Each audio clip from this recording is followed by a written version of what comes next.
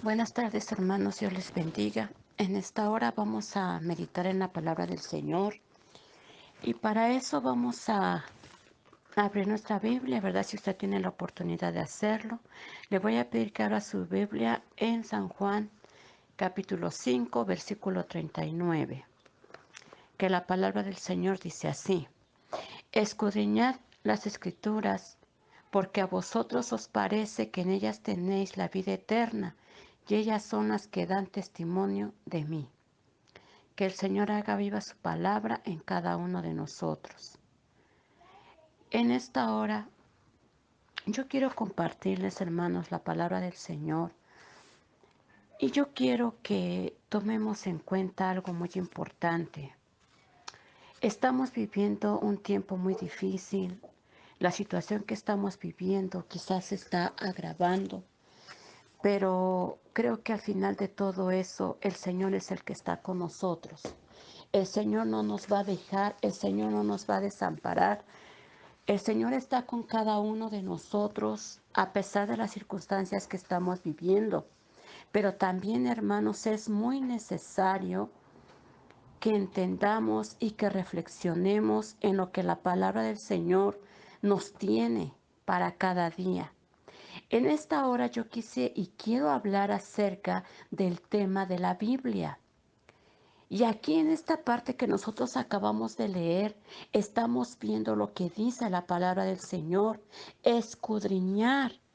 Y vamos a ver para eso, en primer lugar, vamos a ver qué es lo que dice la palabra del Señor, o más bien el diccionario, qué es lo que nos enseña y la definición que nos da de la palabra escudriñar. Fíjese bien muy bien lo que dice la definición.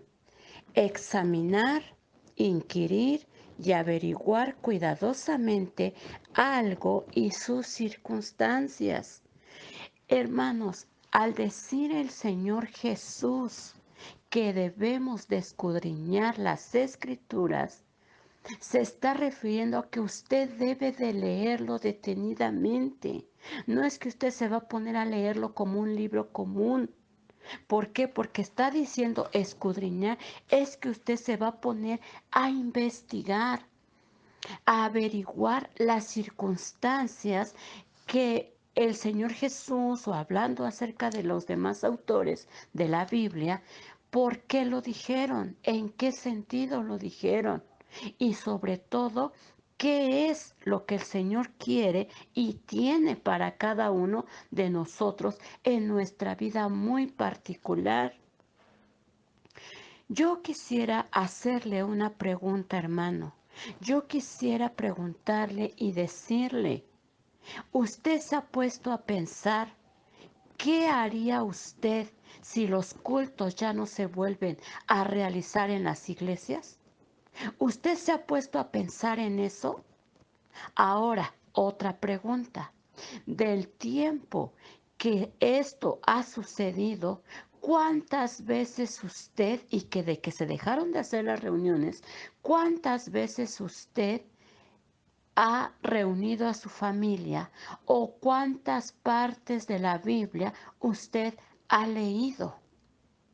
Esas preguntas, hermanos, son algo que nosotros tenemos que ponernos a meditar. ¿Qué vamos a hacer si los cultos ya no se llegan a realizar? ¿Usted haría reuniones en su casa? ¿Usted se va a poner a leer la palabra y se las va a explicar a sus hijos? Es algo, hermanos, en lo que debemos de meditar, porque la palabra del Señor nos está enseñando y nos va a enseñar en esta tarde, en esta hora, que el Señor quiere que usted tome en verdad seriamente las cosas que están sucediendo, pero cómo usted tiene que prepararse espiritualmente para soportar las aflicciones que vengan más adelante.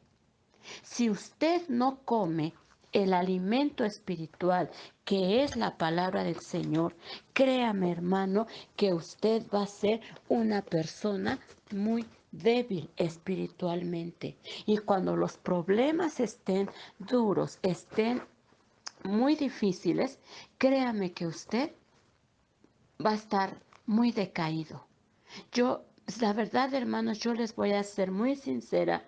Yo sí me he puesto a pensar cómo están los hermanos. De verdad, quizás no me preocupa, sí me preocupa la gente que está perdida, pero se sabe que de por sí está perdida. Pero los cristianos, ¿cómo están espiritualmente? ¿Qué están haciendo? ¿Cómo se están alimentando espiritualmente? Quizás unos dirán, hay predicaciones, hay muchas predicaciones, sí, pero ¿las escucha? Sí, pero las lleva a cabo. Ahora, no todo lo que se sube en las redes sociales, hermanos, es de beneficio. Muchas veces es para confundir, pero ¿cómo usted va a saber eso si usted no escudriña la palabra de Dios? El Señor, hermanos, en esta hora quiere hablarnos y yo le quiero dar un pensamiento, ¿verdad? Que habla acerca de la Biblia, que dice, la Biblia es la comida del creyente, es la voz de Dios expresando el amor de su corazón para con nosotros.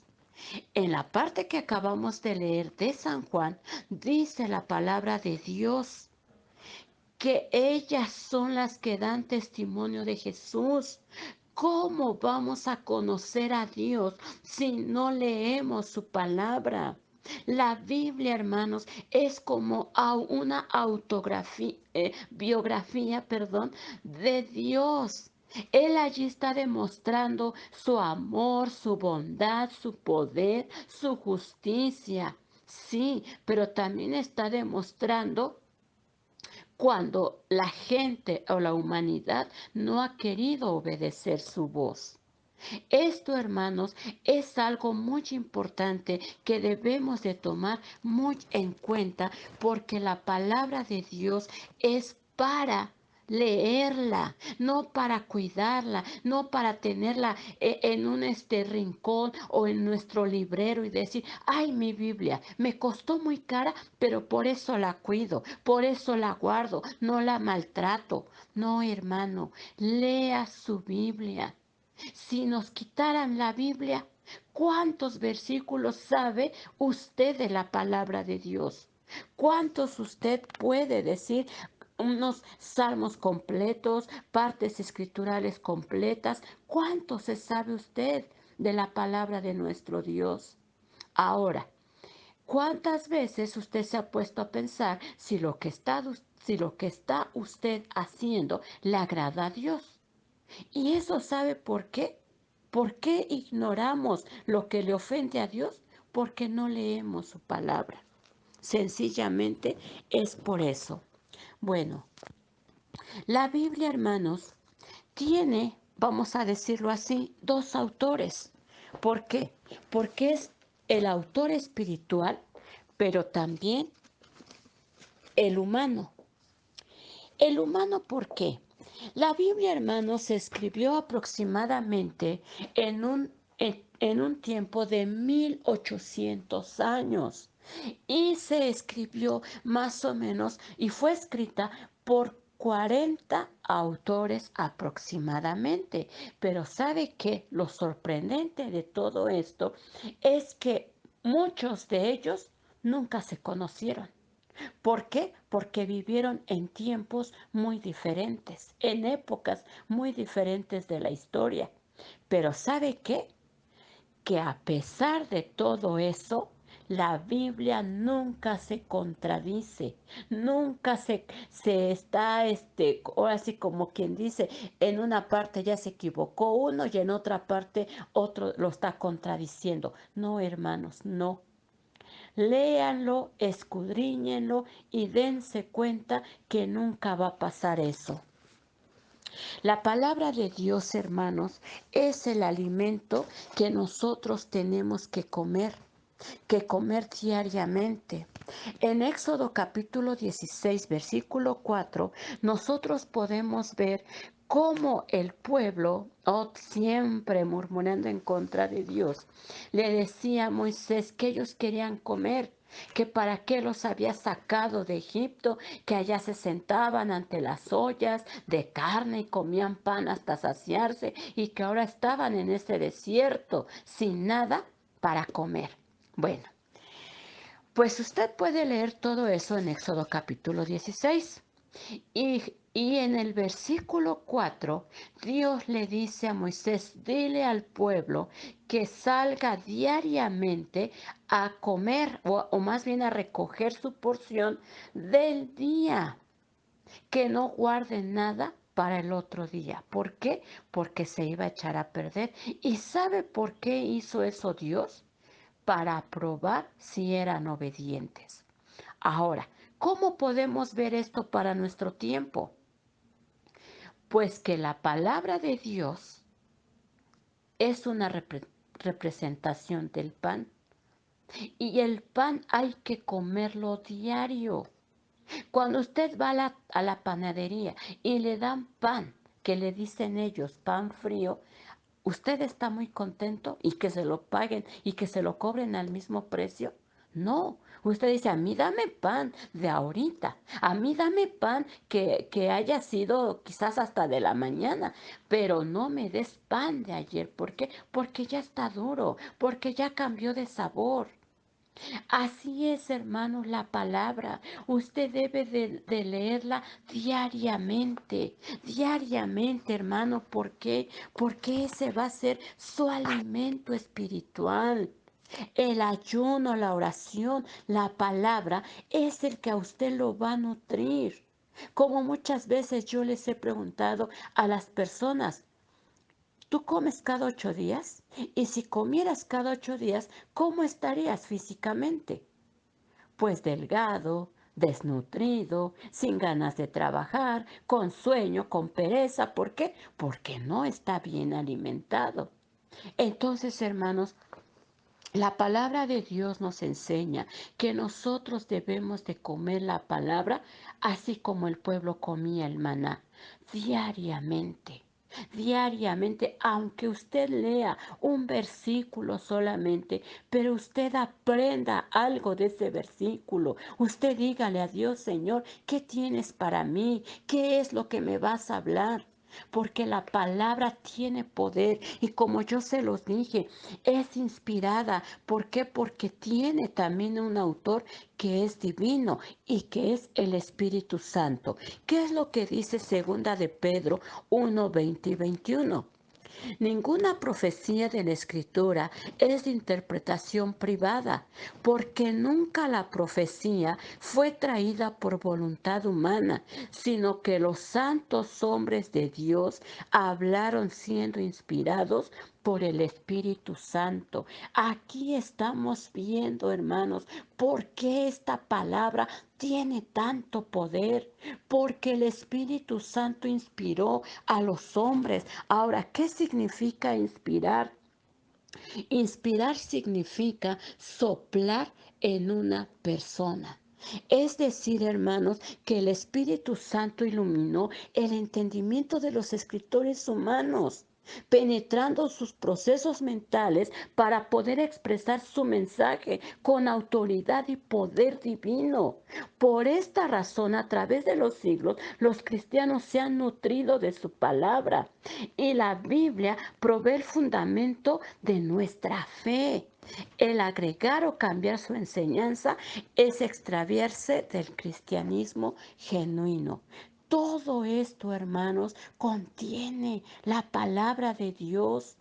Y por eso, hermanos, debemos de tomar esa importancia de leerla, de escudriñarla, pero sobre todo de aplicarla a nuestra vida, porque el Espíritu Santo sabe lo que usted necesita. El Espíritu Santo sabe lo que usted tiene necesidad. Si usted está triste, si usted está afligido, si usted está deprimido, lea la palabra de Dios. Quizás yo como consejo, yo les digo a las personas, antes de que abras tu Biblia, tú dile a Dios, Señor, háblame. Señor, dime qué es lo que tienes para mí en este momento. Y abre la Biblia y verás que Dios te va a dar el entendimiento para que tú entiendas lo que la Biblia dice para ti. Mucha gente dice, yo no leo la Biblia porque me da sueño. Yo no leo la Biblia porque no la entiendo.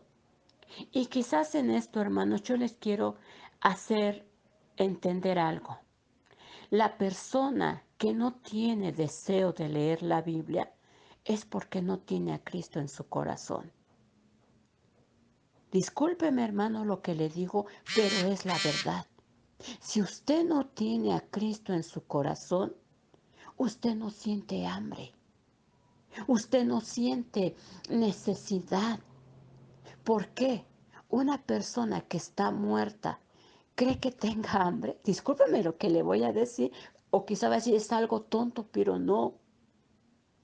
La persona que está viva es la que tiene hambre, es la que tiene sed y busca la manera de poder saciar esa sed y esa hambre.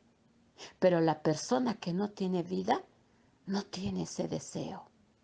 Entonces, medite su corazón. Si verdaderamente Cristo está en usted, usted va a sentir esa necesidad. Y si su alma siente esa necesidad, dele de comer, hermano. Dele alimento espiritual. Porque ¿de qué se está alimentando? ¿De televisión?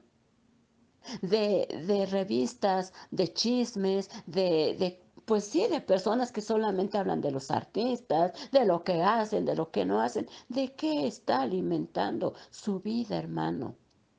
El Señor quiere, hermano, en esta tarde hacerle entender que las cosas no son para siempre, de que algún día todo lo que tenemos se puede terminar. Y el Señor no quiere que usted quede quizás avergonzado y que al rato que a lo mejor ya ni una Biblia tengamos que leer, digamos, no me sé ni un texto. ¿Por qué? Porque eso sí sería vergonzoso para los cristianos. Bueno, la palabra de Dios, hermanos, dice en 2 Timoteo 3, 16 y 17. Toda la escritura es inspirada por Dios y útil para enseñar, para redarguir, para corregir, para instruir en justicia, a fin de que el hombre de Dios sea perfecto, enteramente preparado para toda buena obra. Hermanos, la palabra de Dios a usted lo va a instruir cómo debe de vivir su vida personal. Y si usted es una persona con familia, cómo debe de instruir a su familia.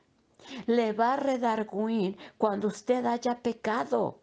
Cuando usted haya cometido una falta, el Señor le va a hacer ver en su palabra que no hizo bien su forma de actuar, que su forma de hablar, que su forma de vivir no le agrada a Dios. Allí Él también se lo va a hacer ver, para que también usted aprenda a ser justo. Justo en los problemas, justo en las circunstancias de la vida, a lo mejor hasta justo con sus hijos, porque muchas ocasiones, hermanos, como padres, somos injustos. Y la verdad, quizás cuando he tenido oportunidad de predicarlo, lo he dicho, eh, no haga acepción entre sus hijos, que uno es consentido, que porque el otro es más rebelde, que porque el otro es más bueno. Usted debe de quererlos igual, pues la palabra le va a enseñar a ser justo, hermano. Pero debe de leer la palabra de Dios. Y sobre todo dice que debe de estar preparado para toda buena obra. Usted va a ser preparado para que usted aprenda a vivir la vida como Dios quiere. Debe de estar preparado aún para hacer el trabajo que usted tiene. Si usted es maestro, si usted es un obrero, hasta si usted barre o tiene un trabajo de intendencia, Dios le va a dar sabiduría para eso, hermano. No estoy equivocada, yo le estoy hablando porque es verdad.